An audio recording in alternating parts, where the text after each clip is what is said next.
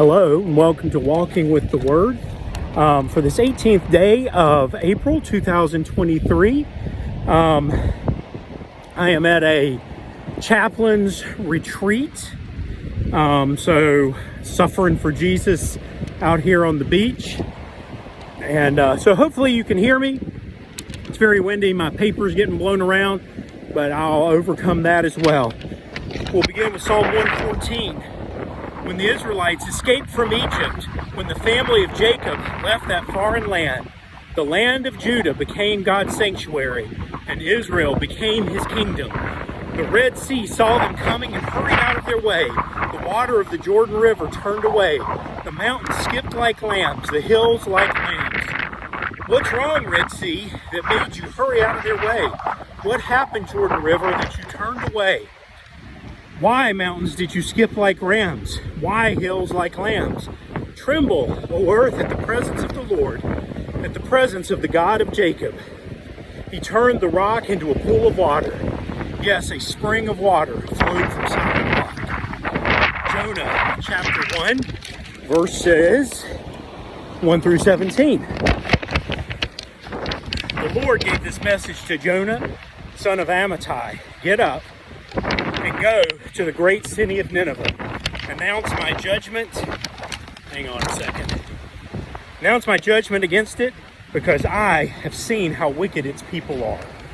But Jonah got up and went the opposite direction to get away from the Lord. He went down to the port of Joppa, where he found a ship leaving for Tarshish.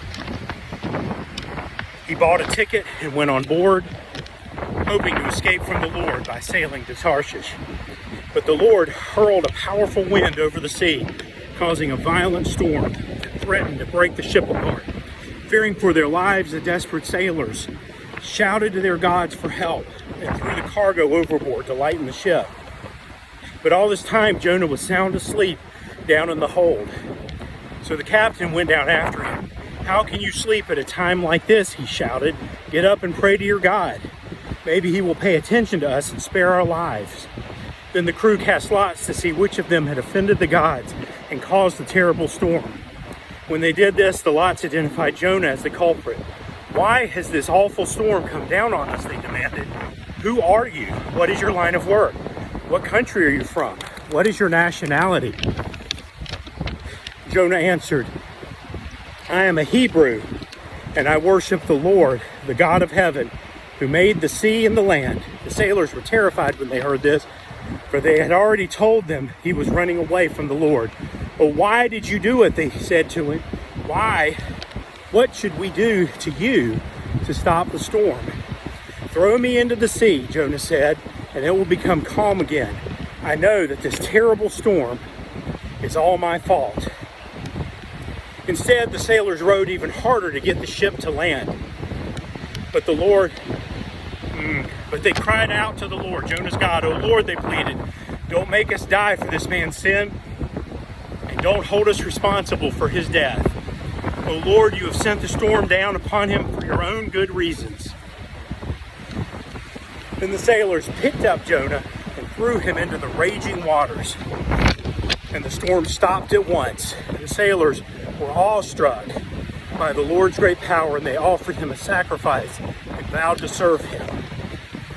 Now the Lord had arranged for a great fish to swallow Jonah, and Jonah was inside the fish for 3 days and 3 nights. Finally, 1 Corinthians 15, 19 through 28.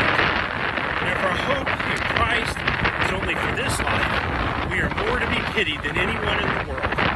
But in fact, Christ has been raised from the dead. He's the first of a great harvest of all who have died. So you see, just as death came into the world through a man, now the resurrection from the dead has begun through another man. Just as everyone dies because we all belong to Adam, everyone who belongs to Christ will be given new life. But there is an order to this resurrection. Christ was raised at the first of the harvest, and all who belong to Christ will be raised when he comes back. After that, the end will come, when he will turn the kingdom over to God the Father, having destroyed every ruler and authority and power. For Christ must reign until he humbles all his enemies beneath his feet, and the last enemy to be destroyed is death. For the scriptures say, God has put all things under his authority. Of course, when it says all things are under his authority, that does not include God himself, who gave Christ his authority.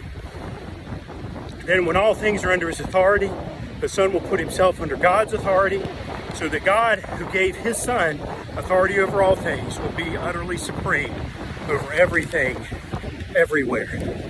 What a wonderful thing to be looking forward to. But the thing I kind of want to point out today is in that passage from Jonah. You know, a lot of people say, well, I'm doing this and I have a peace about it.